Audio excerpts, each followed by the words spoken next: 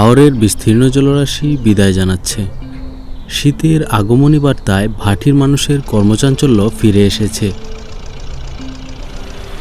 কিছুদিন আগেও এই হাওর জুড়ে ছিল অনন্ত জলরাশি, আর এই অঞ্চলের মানুষের ছিল অফুরন্ত অবসর সময়। হাওর এলাকা খ্যাত কিশোরগঞ্জ জেলার মিঠামইন উপজেলা থেকে আপনাদের স্বাগত জানাচ্ছি। আমি আশরাফুল ইসলাম। অফ সিজনে হাওরের সৌন্দর্য উপভোগ করার জন্য আজকে আমি এখানে ঘুরতে এসেছি। বর্তমানে ধান রোপণের সময় চলছে। ভাটি অঞ্চলের ভাটির পানি নেমে গিয়েছে। কৃষকেরা জমি প্রস্তুত করছে এবং অল্প কিছুদিনের মধ্যেই সবুজ ধানে ছেয়ে যাবে আমাদের এই প্রিয় হাওর অঞ্চল। গতকাল রাতেও জানা ছিল না যে এত চমৎকার একটা জায়গায় আজ ঘুরতে আসব। সকাল সকাল ঘুম থেকে উঠেই মনে পড়ল আজ কাজের খুব একটা চাপ নেই, তাই কাজে ফাঁকি দিয়ে বেরিয়ে পড়লাম হাওর ভ্রমণে। আমাদের এবারের ভ্রমণ গল্পে বিশেষ কোনো দর্শনীয় স্থান নেই, কারণ যাওয়া আসার পথটা এতটাই রোমাঞ্চকর যে আলাদা করে কিছু দেখতে যাওয়ার প্রয়োজন নেই। তবুও আমরা ভিডিওর একটি অংশে মিঠামইন বিজয় 71 পয়েন্ট থেকে 3 কিলোমিটার দূরে অবস্থিত প্রেসিডেন্ট রিসোর্টটি ঘুরে দেখব এবং সেই সাথে রিসোর্টটি সম্পর্কে কিছু প্রয়োজনীয় তথ্য শেয়ার করব। আর বিজয় 71 মোরাল নিয়ে একটি চমৎকার তথ্য আপনাদের জানিয়ে রাখি। এটি মূলত ইটনা, অষ্টগ্রাম এবং মিঠামইন উপজেলা তিনটিকে সড়ক পথে যুক্ত করা একমাত্র স্থান, যা বর্তমানে কিশোরগঞ্জ জেলার হাওরাঞ্চল ভ্রমণের মূল কেন্দ্রবিন্দু। ঘর থেকে বের হতে হতেই সকাল 11টা। আর আমাদের আজকের যাত্রাপথ খুব একটা সহজ না। কয়েক জায়গায় রাস্তার উপর এখনো হাঁটু জল। ফেরার পথে রাত হয়ে গেলে পানির নিচে তলিয়ে যাওয়া রাস্তা দেখে বাইক চালানোটা রিস্কি হতে পারে। তাছাড়া জায়গাটা লোকালয় থেকে অনেকটা দূরে। অন্তত চেঁচিয়ে গলা ফাটালেও কোনো সাহায্য করার লোক পাওয়া যাবে বলে আমার মনে হয় না। এখন যদিও অফ সিজন চলছে, হাওরের পানি নিচে নেমে গেছে।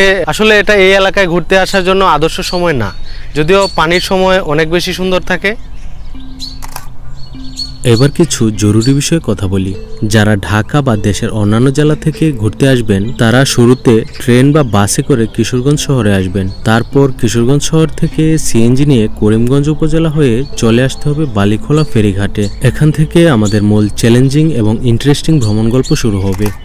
যাত্রাপথের 2 জায়গায় ফেরি পার হতে হবে। প্রথমে বালিখোলা ফেরিঘাট।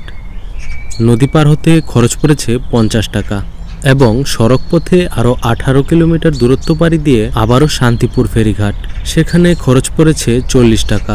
এই খরচটা মোট 2 জন মানুষ এবং একটি বাইকের জন্য। ফেরার পথেও একই খরচে ফেরি পার হতে হবে। ভাগ্যক্রমে আজকের দিনটা খুবই চমৎকার রৌদ্র উজ্জ্বল ছিল। শীত আসি করছে, তাই সূর্যের খুব বেশি তাপ নেই। 2টা ফেরি আর অনেকটা হাওরের পথ পাড়ি দিয়ে আমরা যখন মিঠামইন 0 পয়েন্টে পৌঁছালাম তখন দুপুর 2:30। ভর দুপুরের রোদে চোখ ধাঁধিয়ে যাচ্ছে। আর অবশেষে অনেকটা পথ পাড়ি দিয়ে আমরা পৌঁছে গিয়েছি আমাদের কাঙ্ক্ষিত জায়গায়। আমাদের চোখের সামনে দেখতে পাচ্ছি বাংলাদেশের প্রথম দৃষ্টিনন্দন অল ওয়েদার রোড। সব মিলিয়ে প্রায় 35 কিলোমিটার দৈর্ঘ্যের এই রাস্তাটি মিঠামইন, অষ্টগ্রাম এবং ইটনা উপজেলাকে একটি বিন্দুতে সংযুক্ত করেছে। বিকেলবেলা এই জায়গাটিতে প্রচুর ভ্রমণ পিপাসুরা ঘুরতে আসে। রাস্তাটি ধরে ছুটে চলার সময় মনে হচ্ছিল যেন প্রকৃতির কোল ঘেঁষে উড়ে চলেছি। এই রাস্তাটির মতন নির্ঝঞ্ঝাট, সুন্দর আর চমৎকার রাস্তা বাংলাদেশে দ্বিতীয়টি নেই। দৃষ্টিনন্দন এই রাস্তাটি সবচেয়ে সুন্দর উপায়ে ঘুরে দেখতে চাইলে আমার সাজেশন থাকবে বাইক নিয়ে আসার জন্য। শুধুমাত্র বাইক নিয়ে আসলেই আপনি সবচেয়ে স্বাচ্ছন্দ্যজনকভাবে ঘুরে বেড়াতে পারবেন এই চমৎকার পর্যটন এলাকাটি। ফেরি পার হয়ে মিঠামইন ফেরিঘাট থেকেই আপনারা বাইক ভাড়া করতে পারবেন। এছাড়া যারা পরিবার নিয়ে ঘুরতে আসবেন তারা এখান থেকেই অটোরিকশা ভাড়া করেও ঘুরতে পারবেন। মিঠামইন 0 পয়েন্ট থেকে এই রাস্তাটি ধরে 1.5 কিলোমিটার এগিয়ে বিজয় 71 পয়েন্টে পৌঁছানোর পর হাতের বাম পাশের রাস্তাটি ধরে 20 কিলোমিটার এগিয়ে গেলে ইটনা 0 পয়েন্ট, আর হাতের ডান পাশের রাস্তাটি ধরে 15 কিলোমিটার এগিয়ে গেলে পেয়ে যাবেন অষ্টগ্রাম 0 পয়েন্ট। এই রাস্তা দুটি ছাড়াও হাওরের মাঝখান দিয়ে সাপের মতো সরু অনেকগুলো রাস্তা চলে গিয়েছে। তার মাঝে এই রাস্তাটি ধরে মিঠামইন 0 পয়েন্ট থেকে মাত্র 3 কিলোমিটার দূরে গড়ে উঠেছে বিলাসবহুল প্রেসিডেন্ট রিসোর্ট।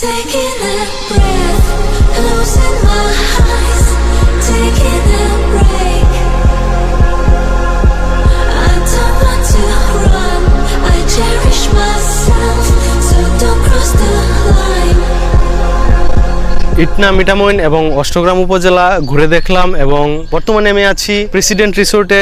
এটি এই এলাকার খুবই জনপ্রিয় রিসোর্ট, এমনকি সারা বাংলাদেশ থেকেই বর্ষাকালে এখানে অনেক পর্যটক ঘুরতে আসে। যদিও এটা দীর্ঘদিন বন্ধ ছিল, আমি এখানে তেমন কোনো লোক দেখতে পাইনি।